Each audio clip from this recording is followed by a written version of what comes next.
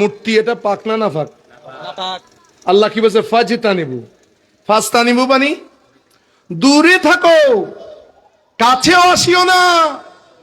কিন্তু কয়দিন পরে আমরা গত বছর দেখছি ইসলামী দল পর্যন্ত মূর্তি পূজা যায়, গীতা গাইতেছে। তোমরা ইসলামী হুকুমত বাস্তবায়ন করবা?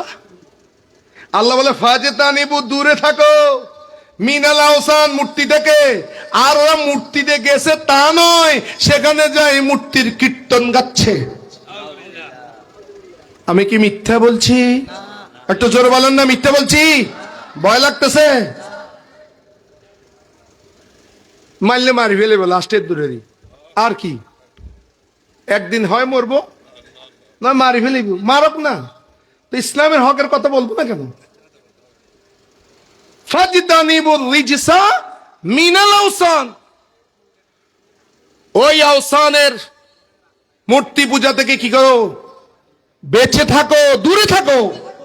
ও চাইতে পারবো নি? কই না, ওদেরটা ওরা করুক,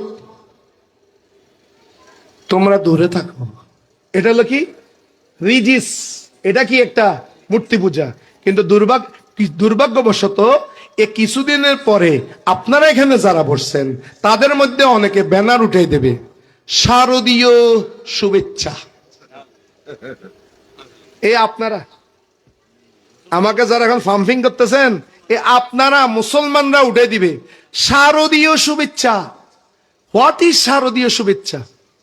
আল্লাহ বলছে বাঁচি থাকো, আপনি দিচ্ছেন শুভেচ্ছা। শুভেচ্ছা মানে কি? শুভ ইচ্ছা। তোমাদের সাথে আমারও ইচ্ছা আছে, তোমাদের এই পুত্র পবিত্র কাজ করতেছো, আমি সমর্থন জানাচ্ছি। বলেন তো, শিরিককে যদি কেউ সমর্থন জানায়, জানি বুঝে, ওই ব্যক্তির ঈমান থাকবে? কিন্তু কয়দিন পরে ভোটের জন্য অনেক রাজনৈতিক দল শারদীয় শুভেচ্ছা জানাবে, শারদীয় শুভেচ্ছা জানাবে। এ কয়দিন পরে দেখবেন শুরু হবে।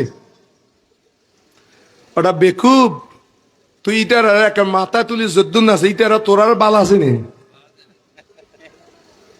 ইটারা বহুত ভালো আছে নে।